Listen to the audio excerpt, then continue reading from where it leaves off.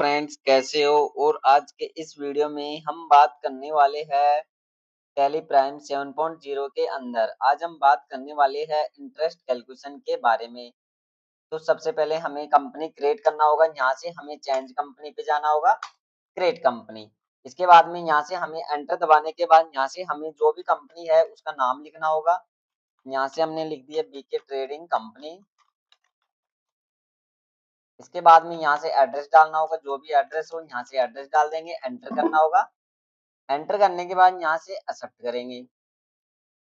यहाँ से मैंने एंटर दबाया, एंटर करने के बाद एक्सेप्ट करेंगे। यहाँ से हमें इनेबल इंटरेस्ट कैलकुलेशन को यहाँ से यस करना होगा। यहाँ से हमने यस कर दिया, एंटर किया हमने, एंटर करना होगा। एंटर करने के बाद यहाँ से आज हम बात कर रहे हैं विदाउट जीएसटी के साथ इंटरेस्ट कैलकुलेशन। यहाँ से हमें एंटर करना होगा। इसके बाद में यहाँ से हमें जाना होगा, यहाँ से हमें जाना है वाउचर्स पे। एंटर किया हमने, एंटर करने के बाद यहाँ से हमें जाना होगा, अगर हम सेल्स कर रहे हैं तो सेल्स में, अगर परचेज कर रहे हैं तो परचेज में। हमने यहाँ से कर दिया परचेज। यहाँ से सप्लायर्स इनवॉइसिंग नंबर पार्टी लेंगे। यहाँ से हमने ले लिया पार्टी कर दिया हमने एप्पल ट्रेडिंग कंपनी। यहाँ से हमने ले लिया एप्पल ट्रेडिंग कंपनी। इसके बाद में यहाँ से हमें लेना होगा सन्ड्री क्रेडिटर। एंटर किया हमने, एंटर करने के बाद यहाँ से एक्टिविटी इंटरेस्ट कैलकुलेशन को यहाँ से हमें यस करना होगा, फिर एंटर करना होगा। एंटर करने से पहले यहाँ से हमें F12 दबाना होगा। F12 दबाने के बाद यहाँ से यूज एडवांस इंटरेस्ट को यहाँ से यस करना होगा। यस करने के बाद यहाँ से इसको भी यहाँ से यस किया मैंने, यहाँ से यस कर दिया। यस करने के बाद यहाँ से हमें डालना होगा जिस इंटरेस्ट पे अगर पार्टी से अगर ब्याज लेना हो तो यहाँ से हम ले सकते हैं। जो भी अगर हम परचेज में कर रहे हैं तो सामने वाले को ब्याज देना रहेगा। अगर सेल्स के अंदर एंट्री चढ़ा रहे हैं तो सामने वाले से ब्याज लेंगे। तो हम परचेज के अंदर कर रहे हैं, 13% से हम ब्याज दे रहे हैं। इंटरेस्ट कैलकुलेशन आप ले सकते हो यहाँ से, कैलेंडर मंथ या कैलेंडर ईयर जो भी आप दे रहे हो इनमें से आप ले सकते हो।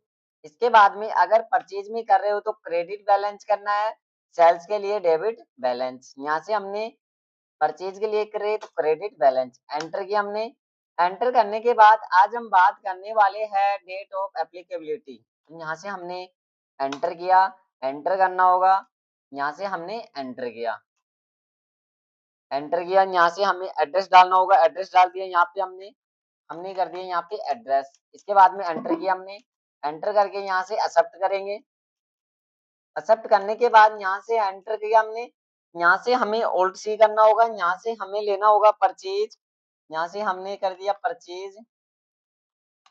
Purchase account. यहाँ से परचेज को परचेज अकाउंट के अंदर डालना होगा।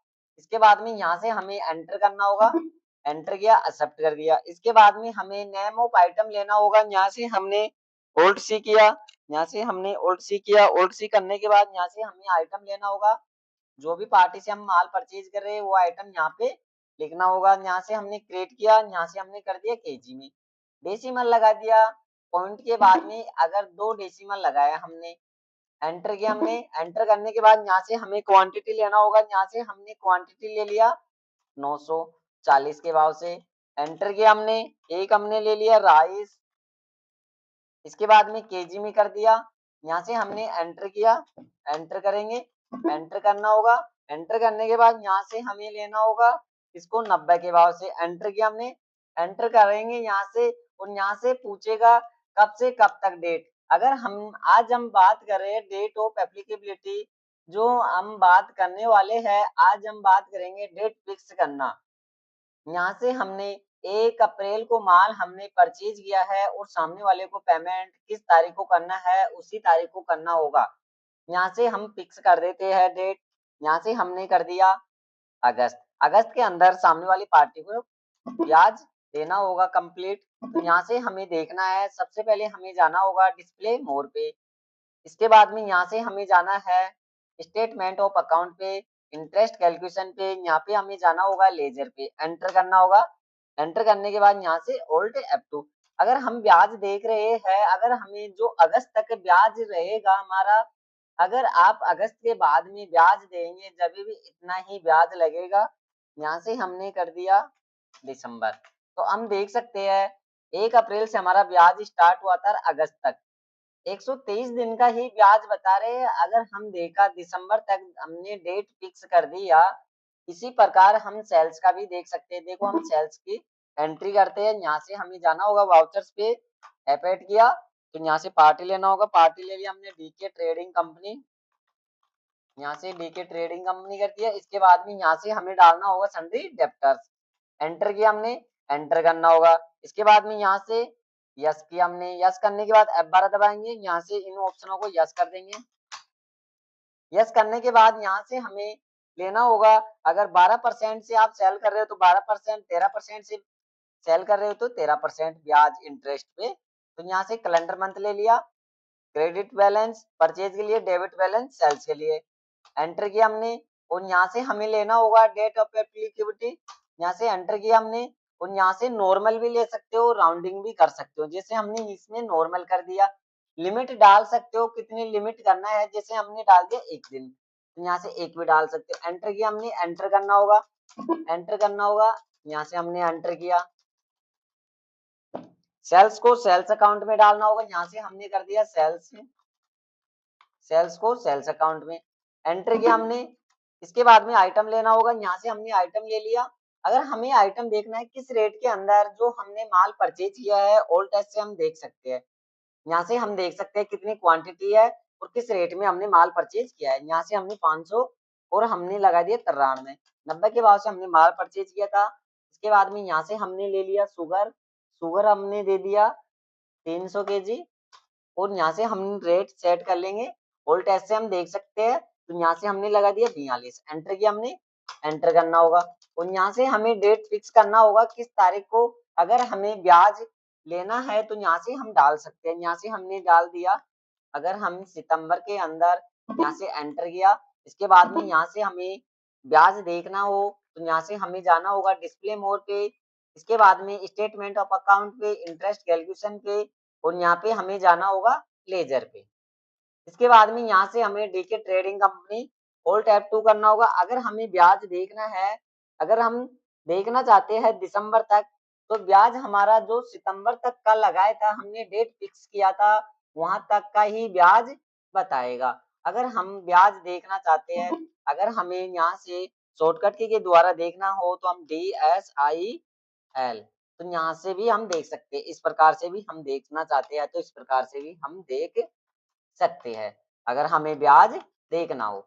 इसके बाद में यहाँ से हमें जाना है वाउचर्स पे, वाउचर्स पे जाने के बाद यहाँ से हमने F9 किया, सप्लायर्स इनवॉइसिंग नंबर डाला। इसके बाद में यहाँ से हमने पार्टी ले लिया, हमने HK ट्रेडिंग कंपनी, यहाँ से हमने किया सन्ड्री क्रेडिटर। इसके बाद में यहाँ से इंटरेस्ट कैलकुलेशन को यस करना होगा, और यहाँ से इन ऑप्शनों को नो रखना होगा। F12 दबा के इसको यस कर देंगे। यहाँ से हमने ले लिया 10%, और यहाँ से हमने डाल दिया कैलेंडर मंथ, और यहाँ पे करना है क्रेडिट बैलेंस। अगर हम जो माल परचेज कर रहे हैं, अगर अप्रैल के अंदर अगर हम पेमेंट नहीं जमा कराएंगे, तो यहाँ से ब्याज हमारा, अगर अप्रैल से मई के अंदर करा देंगे तो हमारा ब्याज लगेगा 10%। अगर इसके अंदर भी हम जमा नहीं कराएंगे तो हमारा ब्याज यहाँ से 11% लगेगा। और यहाँ से हमने कर दिया कैलेंडर मंथ क्रेडिट बैलेंस, यहाँ से हमने कर दिया, इसके अंदर हम डाल दिया। अगर हम जून के अंदर भी जमा नहीं कराएंगे सामने वाली पार्टी को, तो 12% ब्याज लगेगा हमारा। तो यहाँ से कर दिया कैलेंडर मंथ, यहाँ पे क्रेडिट बैलेंस, यहाँ से हमने डाल दिया सितंबर, जुलाई। अगर जुलाई के अंदर भी हम जमा नहीं कराएंगे तो हमारा ब्याज लगेगा 13%। यहाँ से हमने कर दिया कैलेंडर मंथ क्रेडिट बैलेंस, और यहाँ से हमने कर दिया अगस्त। इस प्रकार से हम कर सकते हैं। एंटर किया हमने, एंटर करके यहाँ से एक्सेप्ट करेंगे, यहाँ से एक्सेप्ट किया मैंने, यहाँ से ले लिया मैंने। इसके बाद में यहाँ से हमें राइस ही हम ले लेते हैं, राइस हमने परचेज कर लिया इतने।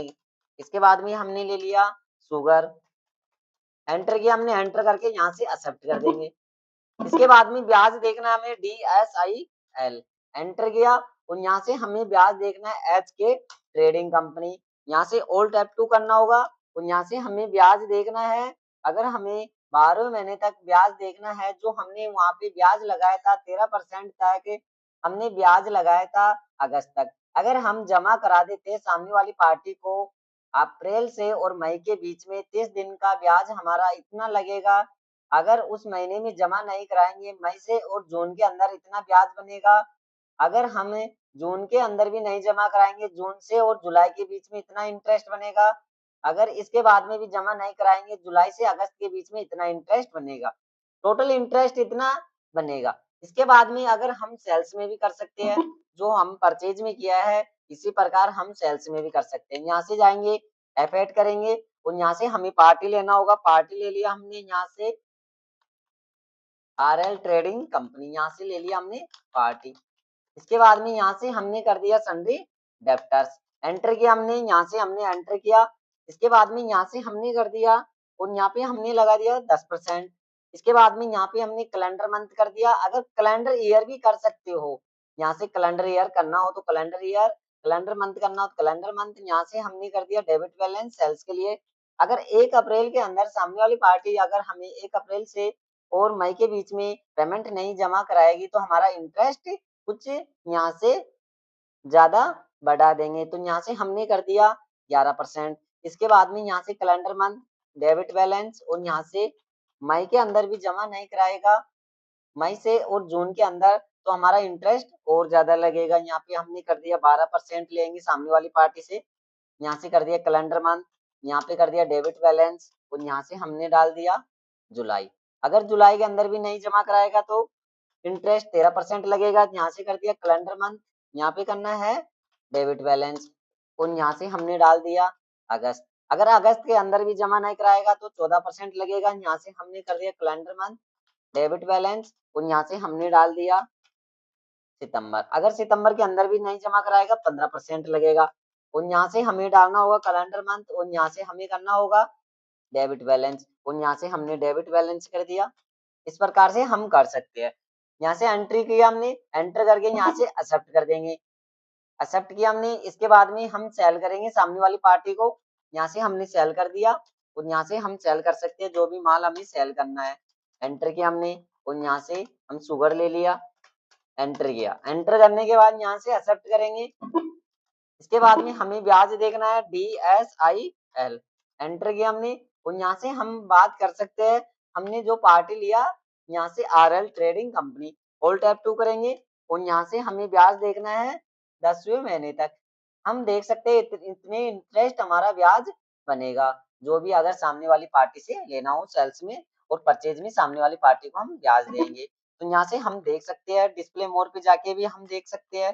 इसके बाद में स्टेटमेंट अकाउंट पे जाएंगे, इंटरेस्ट पे जाएंगे, लेजर पे जाएंगे और यहाँ से हम देख सकते हैं RL trading company. All tap 2 किया और यहाँ से हमने डाल दिया 12 महीने तक। जो हमने इंटरेस्ट लगाया है उतना ही इंटरेस्ट बताएगा। हमने इंटरेस्ट अक्टूबर तक लगाया था तो अक्टूबर तक का ही इंटरेस्ट बताएगा। इसके बाद में हम प्रॉफिट एंड लॉस पे भी देख सकते हैं अगर हमें प्रॉफिट हो रहा है या लॉस हो रहा है तो यहाँ से हम देख सकते हैं। अगर बैलेंस शीट में जाना है तो बैलेंस शीट में भी देख सकते हैं। यहाँ से हमें होल टैप ऑन करना होगा और यहाँ से हम देख सकते हैं कितना हमारे पास डेब्टर्स है, कितना हमारे पास क्रेडिटर है और यहाँ से हम देख सकते हैं करंट पीरियड कितना है, करंट बैलेंस कितना है, ओपनिंग बैलेंस कितना है। तो यहाँ से हम देख सकते हैं। तो आज के वीडियो में इतना ही फ्रेंड्स। अगले वीडियो के लिए तैयार रहे, अगला चैप्टर जल्दी ही शुरू होने वाला है। तो आज के वीडियो में इतना ही, अगले वीडियो के लिए तैयार रहे। कैसा लगा फ्रेंड्स कमेंट्स बॉक्स में बताएं।